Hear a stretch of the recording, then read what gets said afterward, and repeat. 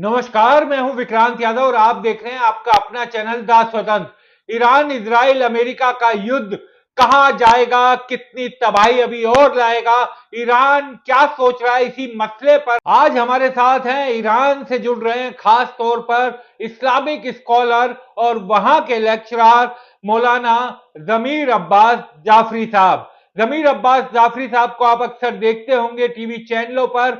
आज वो द स्वतंत्र पर बताएंगे कि ईरान में क्या चल रहा है और क्या ईरान सोच रहा है।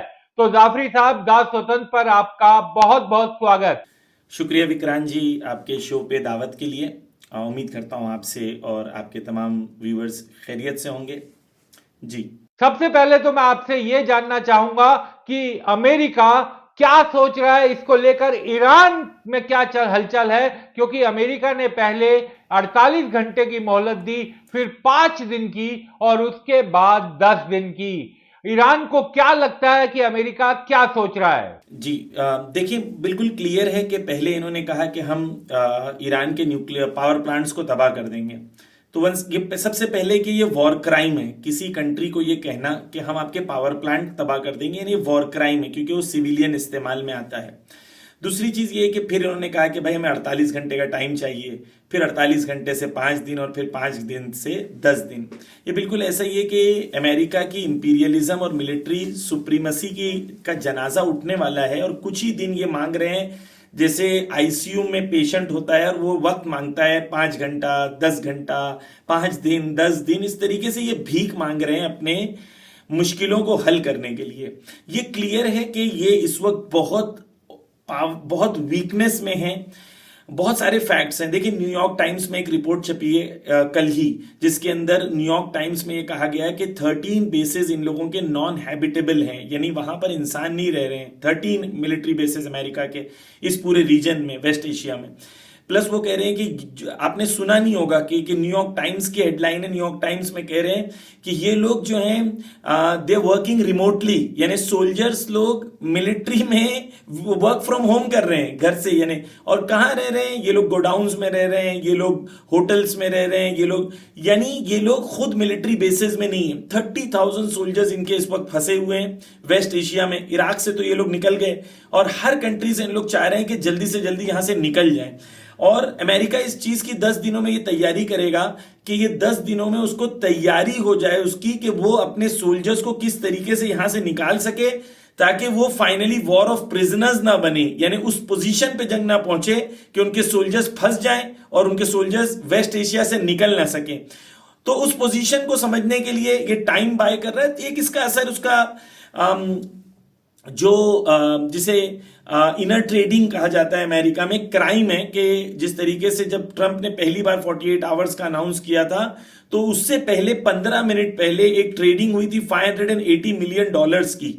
तो उसके जरिए से ये लोग जितना भी पैसा कमा सकते हैं ये वॉर खत्म होने से पहले, और इनके दोस्त जितने पैसा कमा सकते हैं वो पैसा कमाएं। इन लोगों को ये पता था कि ट्रंप बोलेगा और डॉलर का रेट, ऑयल का रेट गिरेगा, तो इन लोगों ने पहले ट्रेडिंग कर ली इस तरीके से, क्योंकि इन लोग जानते थे कि क्या होने वाला है। तो ये इन लोगों की कोशिश है, बस ये इसी तरीके से कि पानी में डूब रहे, हाथ पैर मार रहे, शायद कोई बच जाए, लेकिन इनके बचने के कोई चांसेस नहीं है। अमेरिका इस पूरे एरिया से अमेरिका को निकलना होगा। ये बिल्कुल क्लियर है कि अमेरिका और उसकी इंपीरियलिज्म और उसकी दादागिरी का टाइम खत्म हो गया है। क्या मौलाना साहब आपको यह लगता है कि अमेरिका की कोशिश यह है कि इस बीच वो अपनी तैयारियों को और पुख्ता कर ले, ताकि अगर वहां पर फुट सोल्जर भेजने की जरूरत लगे तो उसकी तैयारियां माकूल हो और ईरान को घेरने की एक साजिश भी क्या ये हो सकती है? जी, देखिए यादव जी, ये बहुत ही मुझे हंसी आती है इस बात पे कि ये वीडियोस रिलीज कर रहे हैं सीएनएन वाले कि उनके पैरा ट्रूपर्स हैं वो आसमान से आ जाते हैं और ऐसा होता है, और कह रहे हैं वर्ल्ड वॉर 1 से वर्ल्ड वॉर 2 के बाद कभी इस्तेमाल नहीं हुए, तो कभी इनकी कोई प्रैक्टिस भी नहीं हुई है। तो पहला मेरा सवाल ये है कि इनके जो पैरा ट्रूप्स आ रहे हैं और इनकी जो शिप आ रही है और फ्लीट आ रही है, तो पहले जितने थे वो काफी नहीं थे, ये कबूल कर रहे हैं ना पहली बात। और ये इनकी सुप्रीमसी कि हमारा अब्राहम लिंकन और जेरार्ड फोर्ड और फला फला, तो ये it is not enough, so they need more. Okay, this is very clear. Secondly, 30,000 soldiers इनके जो नहीं कर पाए, ये 5,000 और 10,000 आके क्या कर लेंगे? यानी ये क्लियर होना चाहिए ना लोगों के लिए, भाई तुम्हारे 30-40,000 सोल्जर्स हैं पहले यहां पर, उन्होंने क्या कर लिया? तो ये सिर्फ मीडिया ट्रैप है, और मीडिया के अंदर साइकोलॉजिकल वॉरफेयर है कि हमारी शिप आ रही है, फ्लीट आ रही है। ये आपने 3 महीने से सुन रहे हैं, 3 महीने से अब्राहम लिंकन आ गया, क्या कर लिया अब्राहम लिंकन ने भाई? ईरान ने मिसाइल्स मारी, 300 किलोमीटर नजदीक आया था, 1000 किलोमीटर भाग के दूर चला गया। जेरार्ड फोर्ट के खुद सोल्जर्स ने आग लगा दी, वो जाके ग्रीस में इस वक्त है, और उन्होंने सोल्जर्स ने आग इसलिए लगाई लड़ाई क्योंकि उनको लड़ना नहीं था ईरान से। तो मिलिट्रीली तो ये कुछ कर नहीं सकते। ये तमाम बातें मीडिया के अंदर, अमेरिका के पास सिवाय एग्जिट के कोई ऑप्शन नहीं है। अब वो एग्जिट के लिए क्या करेगा? वो एग्जिट के लिए अमेरिका ये कहेगा कि भाई न्यूक्लियर पावर ईरान नहीं बन सकता, हमने उनका न्यूक्लियर प्लांट खत्म कर दिया, जंगल में मोर नाचा किसने देखा, बस हमने ये क्लेम कर दिया कि भाई अब ईरान न्यूक्लियर पावर नहीं है, हम जा रहे हैं, बाकी जिसका झगड़ा है खुद ही निपट लें। अच्छा, आज ट्रंप ने यह भी कहा कि भाई अगर हम दूर चले जाएंगे तो इसका मतलब ये नहीं कि वहां से नहीं मार सकते, वहां से भी मार सकते हैं। यानी उनकी तैयारी है कि वो दूर जाना चाहते हैं। तमाम साइंस और सिग्नल्स ये है कि अमेरिका इस वॉर को एग्जिट करना चाह रहा है, फंस गया है।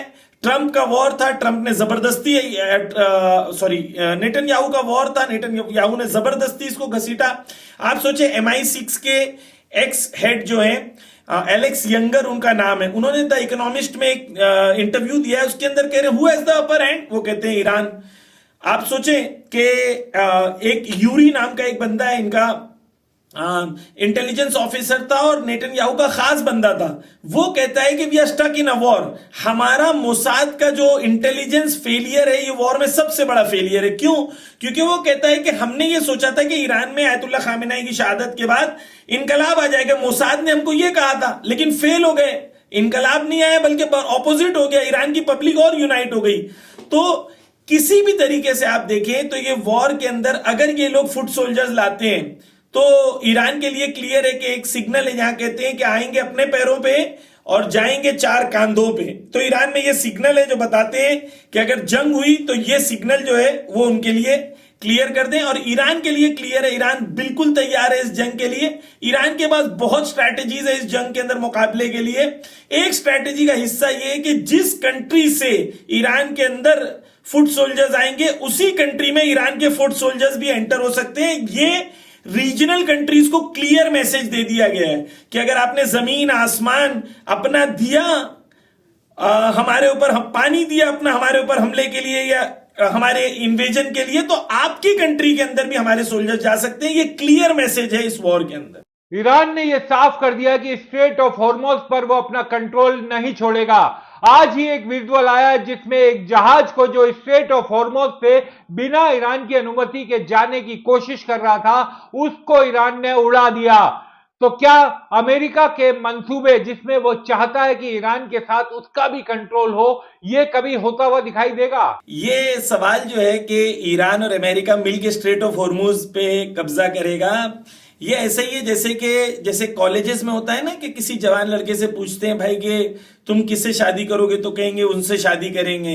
कहते हो बात हो गई तो कह रहे 50% हो गई। कहा किसकी तरफ से? बोला हमारी तरफ से कंफर्म है, उनकी तरफ से कंफर्म नहीं है। ये अमेरिका की हालत है। ये भीख मांग रहे हैं, कह रहे हैं कि स्ट्रेट ऑफ हॉर्मुज हम और ईरान मिलके चलाएंगे। एक शिप तो गुजार नहीं सके स्ट्रेट ऑफ हॉर्मुज से। और जहां तक ये है कि डोनाल्ड ट्रंप से किसी रिपोर्टर ने पूछा था, भाई साहब आप तो कह रहे हो स्ट्रेट ऑफ हॉर्मुज हमारे कंट्रोल में, तो आप जा क्यों नहीं रहे अपनी शिप्स को लेके? तो वो कहता है इट टेक्स 2 to tango। हम लोग तो लेके जाना चाहते हैं, इंश्योरेंस कंपनीज और कंपनीज रेडी नहीं हो रही है कि हमारे साथ जाएंगे। तो इनकी हालत स्ट्रेट ऑफ हॉर्मुज ईरान के कंट्रोल में है, इंटरनेशनल लॉज के हिसाब से चलेगा, लीगैलिटी के हिसाब से चलेगा। और हॉर्मुज जब इंशाल्लाह जंग खत्म होगी उसके नए लॉज लिखे जाएंगे और नए लॉज के मुताबिक इंटरनेशनल लॉज के हिसाब से हॉर्मुज चलेगा, उसमें कोई प्रॉब्लम नहीं है। सिवाय इसके कि वो अमेरिकन डोमिनेशन इस पूरे रीजन में नहीं बचेगा और अमेरिका इस पूरे रीजन से एग्जिट कर जाएगा। और अमेरिका के सिर्फ ये ख्वाब है कि वो चाहता है कि ईरान और अमेरिका साथ में मिलकर हॉर्मुज पे काम करेंगे, ये उसके ख्वाब है। इंशाल्लाह ये ख्वाब ही रहेंगे और अभी तो सबके लिए क्लियर हो गया है कि बेचारे भीख मांग रहे हैं पाकिस्तान में, इजिप्ट में, टर्की में, इधर उधर जाके कह रहे हैं प्लीज हमारी बात कर लीजिए, नेगोशिएशंस कर लीजिए, बात खत्म कर दीजिए, रफा दफा कर लीजिए। ईरान कह रहा है नहीं, this war will go to the end. ऐसी पोजीशन पे ले जाएंगे कि अमेरिका 6 महीने के बाद, 3 महीने के बाद दोबारा जुर्रत ना करे कि ईरान पे हमला करे। जाफरी साहब, हमने देखा इस युद्ध में ईरान ने बहुत शहादत दी, छोटी छोटी बच्चियों का कत्ल हुआ। ईरान के सुप्रीम लीडर खामेनेई साहब पहले ही दिन शहीद हो गए थे। तो इस समय ईरान में क्या चल रहा है, वहां के लोगों के जहन में क्या विचार है? जी, आपने बिल्कुल सही कहा कि 2000 से ज्यादा लोग यहाँ पर शहीद हो गए हैं, जिसमें से कम 300 से 400 फिगर हैं जो बच्चे बच्चियों की शहादत के हैं। 80,000 से ज्यादा इन लोगों ने घरों को, सिविलियन लोकेशंस को तबाह किया है। तो इनके पास इनकी अचीवमेंट में सिवाय इंसानों को मारने के इनके पास कोई अचीवमेंट इनकी नहीं है। सिर्फ बम मारो, इंसानों का कत्ल करो, खून बहाओ, बच्चों को मारो। गाजा में भी इन लोगों ने यही किया, ईरान में भी यही किया। लेकिन ईरान इतनी बड़ी कंट्री है कि अगर आप ईरान को देखें कि ईरान के कुछ हिस्से में अगर बमबारी हो रही है तो ईरान के दूसरे हिस्सों में जिंदगी नॉर्मल गुजरती है। जैसे तेहरान में कुछ हिस्सों में अगर बम गिरते हैं, लेकिन ऐसा नहीं कि लाइफ वहां पर कोई प्रॉब्लम हो गई है, रुक गई है, नहीं, जंग हो रही है लेकिन सब जिंदगी नॉर्मल है। कल परसों 2 जो हैं यहाँ पर स्वीपर्स जो होते हैं, जो क्लीन करते हैं, वो शहीद हो गए थे स्वीपिंग करते हुए। तो इनके लिए एक अलग से पूरा एक इंतजाम किया गया, उनके जनाजे के लिए, उनकी तदफीन के लिए, उनकी आखिरी कार्यक्रम के लिए, कि हजारों की तादाद में लोग आए ये बताने के लिए कि आप स्वीपिंग कर रहे थे हमारे लिए, तो आप भी जंग का हिस्सा हैं। तो पब्लिक में इस वक्त यूनिटी की जो स्पिरिट है वो बहुत हाई है। मैं आपको ये बता दूं कि 2 मई को ईरान में काउंसिल का इलेक्शन अनाउंस हुआ है। जैसे हमारे यहाँ म्युनिसिपैलिटी के काउंसिल्स के इलेक्शंस अनाउंस होते हैं, तो ये उन्होंने अनाउंस किया, कहा कि पहले से हमारा जो अनाउंस था उसको कंटिन्यू रखेंगे, there is no change. So in Iran shops में सारी चीजें पड़ी हुई हैं, कोई स्टॉकिंग नहीं हो रही है, कोई पेट्रोल स्टेशन पे लाइन नहीं लगी हुई है, जिंदगी नॉर्मल चल रही है ईरान में एक तरफ से। दूसरी तरफ से ये वहशी हैं, इनको इंसान, ह्यूमन बींग्स जानते हैं। देखिए इनके पास प्रिसीजन बॉम्ब्स हैं, यानी ये क्लेम है इनका कि भाई हमारे पास ऐसे बॉम्ब्स हैं कि अगर हम कंट्रोल करें तो सेंटीमीटर टू सेंटीमीटर ही हम हमला कर सकते हैं। और इन्होंने किया भी ऐसे, इन्होंने ऐसे हमले किए हैं जहां पर एक बिल्डिंग के अंदर सिर्फ एक फ्लैट पे इन्होंने मारा है तो एक फ्लैट पे ही लगा है, इन्होंने किया, इनके पास प्रिसीजन। लेकिन फिर भी इतने बच्चों को मार रहे हैं, इतनी महिलाओं को मार रहे हैं, क्योंकि ये इनके अंदर, इनकी जात में, इनकी रियलिटी, इनकी सभ्यता, इनकी सिविलाइजेशन ऐसी ही है, इनकी संस्कृति ऐसी है कि सिवाय मारने के इनको कोई जबान आती नहीं है। गुंडागर्दी, दादागिरी, इंपीरियलिज्म, कॉलोनियलिज्म, ये इनकी फिक्र है, ये इनकी आइडियोलॉजी है। और हम जो ईरान जंग लड़ रहा है पूरी दुनिया के बिहाफ पे, मानवता की जंग लड़ रहा है, इस इंपीरियलिस्ट और कॉलोनियलिस्ट माइंडसेट से मुकाबला कर रहा है। शहादतें ईरान में हो रही हैं, ईरान शहादतें दे रहा है, लेकिन ईरान शहादतें देने के लिए तैयार है, कुर्बानियां देने के लिए तैयार है, लेकिन हक के लिए पीछे हटने को तैयार नहीं है। इस बार ईरान जालिमों को उनकी औकात याद दिला देगा और यह बता देगा कि इस जंग के बाद अगली बार कभी जालिम लड़ाई करने की हिम्मत ना करे, ताकत ना सोचे भी ना कि ईरान के ऊपर हमला कर सके। इस पोजीशन पर ईरान पहुंचाना चाहता है, ना कि सिर्फ ईरान बल्कि पूरे मिडिल ईस्ट, पूरे वेस्ट एशिया के जो पूरा रीजन है, इस रीजन को अमेरिकन डोमिनेंस इस रीजन में ईरान इंशाल्लाह खत्म कर देगा, मिलिट्री के जरिए से भी और पेट्रोल के जरिए से। जो इनका पूरा पेट्रो डॉलर पूरी दुनिया के अंदर इनकी इकोनॉमी जिस पे बेस्ड है, पूरे पेट्रो डॉलर को ईरान खत्म कर देगा और जो डॉलर का आइंदा में ट्रेड होगा वो लोकल करेंसी में होगा, जिसकी वजह से इनकी खुद की इकोनॉमी जो इंशाल्लाह तबाह हो जाएगी। मौलाना साहब, मेरा अंतिम सवाल आपसे यह होगा कि इस युद्ध का हल क्या निकलेगा, क्योंकि ये युद्ध 3 देशों के नहीं बल्कि पूरी दुनिया पर इसका असर पड़ रहा है और सब ये चाहते हैं कि जल्द से जल्द अमन चैन कायम हो। जी देखें, हर इंसान चाहता है युद्ध खत्म हो, लेकिन 2 इस्तिलाहें हैं युद्ध खत्म होने की। एक कहते हैं स्टॉप द वॉर और एक एंड द वॉर। ईरान ने 12 दिन की जंग में वॉर को स्टॉप कर दिया और ईरान ने कहा भाई ठीक है, अगर आप चाहते जंग ना हो और आप चाहते हैं कि भाई जंग खत्म हो, तो ठीक है, हम अग्री करते हैं, हम जंग को खत्म कर देते हैं और स्टॉप कर देते हैं। और उन्होंने सीज फायर की रिक्वेस्ट की, ईरान ने मान लिया। रिजल्ट क्या हुआ? फिर नेगोशिएशंस हुई, फिर बातचीत हुई। पहले भी बातचीत के दरमियान हमला किया, जंग किया, दोबारा बातचीत के दरमियान हमला किया। अब ईरान के लिए क्लियर है कि अगर हम दोबारा बातचीत करेंगे, दोबारा वॉर को पॉज करेंगे, तो दोबारा कुछ महीनों के बाद हमला होगा। तो ईरान कह रहा है कि ये साइकिल को खत्म कर देते हैं, एक ही बार वॉर करेंगे। We are not stopping the war, we are ending the war. अच्छा, वॉर कैसे एंड होगा? वॉर ऐसे एंड होगा कि भाई पूरा इस रीजन में दादागिरी और गुंडागर्दी जो अमेरिका की, वो खत्म हो जाएगी। मैं मिसाल दूं आपको। मिसाल के तौर पर कतर में या यूएई में जो वहां के नेशनल सिटीजन्स हैं, वो कतर के 3 to 4%, सॉरी यूएई में 3 to 4% है। 97% पॉपुलेशन बाहर की है। जिसको कौन कंट्रोल कर रहा है? वो 3 to 4% यूएई वाले लोग कंट्रोल कर रहे हैं। अच्छा, अब इसके ऊपर जाते हैं। इसके ऊपर क्या है? इसके ऊपर अमेरिका इनको पावर देता है। अमेरिका कहता है आप हमें हफ्ता दो, हफ्ता वसूली हम करेंगे, हमें इतना पैसा दो, हम आपको पावर देंगे, आप लोगों से पावर, आप लोगों के अंदर पावर अपना मनाएं। वगरना 3% के लिए पॉसिबल नहीं है 97% को कंट्रोल करें। आप कहें मैक्सिमम 10% है दुबई में जो इनके नेशनल्स हैं, 90% तो बाहर के लोग हैं। इन कैसे कंट्रोल करते हैं? पावर के जरिए से। पावर कहां से आता है? अमेरिका देता है। अमेरिका का पावर खत्म हो जाएगा तो इनका भी पावर खत्म हो जाएगा।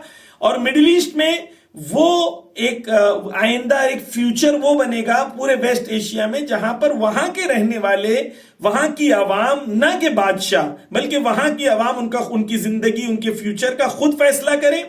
और पूरे इस वेस्ट एशिया से अमेरिका की दादागिरी, गुंडागर्दी खत्म हो जाए और इजराइल की दादागिरी भी खत्म हो जाए। गाजा में जो उसने पूरी दुनिया के सामने बताया कि I don't care about international laws, मारता रहा, बच्चों को मारता रहा, राफा बॉर्डर बंद रहा, लोगों को खाना पीना नहीं मिला, ठंडी में लोग बच्चे मर गए, ये जुल्म करते रहे, इनको कोई रोकने वाला नहीं था। ईरान ने पूरी दुनिया के लिए, पूरी दुनिया की तरफ से, मानवता की तरफ से ये जंग लड़ी है।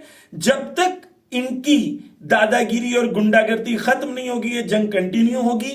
हां, दुनिया को थोड़ा नुकसान उठाना पड़ रहा है, लेकिन आप गौर करें यादव जी, जब मैं ईरान आया था तो $1 का 1000 तुमान मिलता था। $1 का 1000 तुमान 12 साल 13 साल पहले। आज $1 का 1,60,000 तुमान मिल रहा है। आप सोचें, तो ये जुल्म नहीं था ईरान के ऊपर? ईरान के ऊपर सैंक्शंस पे सैंक्शंस लगाते रहे, ईरान की इकोनॉमी को तबाह करते रहे, पूरी दुनिया खामोश रही, पूरी दुनिया। तो हम लोग सब स्वार्थी लोग हैं, खुदगर्ज लोग हैं। जब ईरान मुश्किल में था हमने बोले मरने दो, गाजा मुश्किल में था हमने कहा मरने दो, हमारी जिंदगी तो चल रही है ना। ईरान ने कहा नहीं, अब अगर हमारी जिंदगी मुश्किल में रहेगी तो तुम्हारी भी जिंदगी मुश्किल में रहेगी। अगर हल करना है तो सबकी मुश्किल को हल करो। अगर किसी और के पास ऑयल है वो बेच सकता है तो मैं भी बेच सकता हूं। जब दुनिया में ईरान के साथ जस्टिस होगा, इक्वालिटी होगी, तो जंग खत्म हो जाएगी। अगर जस्टिस और इक्वालिटी नहीं होगी तो जंग जारी रहेगी। ईरान के नेबर्स को भी ईरान ने पैगाम दिया है कि देखिए हमें आपसे कोई प्रॉब्लम नहीं, आप हमारे नेबर हैं। इस्लामी तौर पर भी अलजार सुम्मत दार हदीस है रसूलुल्लाह की, यह हजरत फातिमा जहरा से, कि पहले तुम्हारे पड़ोसी है, बाद में तुम्हारे घर वाले। यानी पड़ोसियों की इतनी अहमियत इस्लाम के अंदर है। तो इस्लाम में पड़ोसियों से मोहब्बत इस्लाम के अहम तालीमात में से है, अहम टीचिंग्स में से है। तो ईरान डेफिनेटली चाहता है कि पड़ोसियों से मोहब्बत हो, पड़ोसियों से रिश्ते अच्छे हो। सिर्फ एक शर्त है कि अमेरिका को वहां से निकाल दो, हम सब मुसलमान या हम सब इंसान जो वहां रहते हैं सब मिल बांट के रहेंगे। जंग का खात्मा अमेरिकन हेजेमनी के खत्म होने के साथ होगा और हम सब मिलकर अमेरिका की इंपीरियलिज्म का जनाजा उठते हुए इंशाल्लाह देखेंगे। बहुत बहुत शुक्रिया जाफरी साहब, आप हमारे साथ जुड़े और आपने हमारे सवालों का जवाब दिया। दर्शकों को काफी कुछ ईरान के बारे में, वहां पर क्या चल रहा है उसके बारे में जानने में मदद मिलेगी। बहुत बहुत शुक्रिया। शुक्रिया बहुत बहुत आपकी दावत का, इल्तिमास से दुआ। शुक्रिया।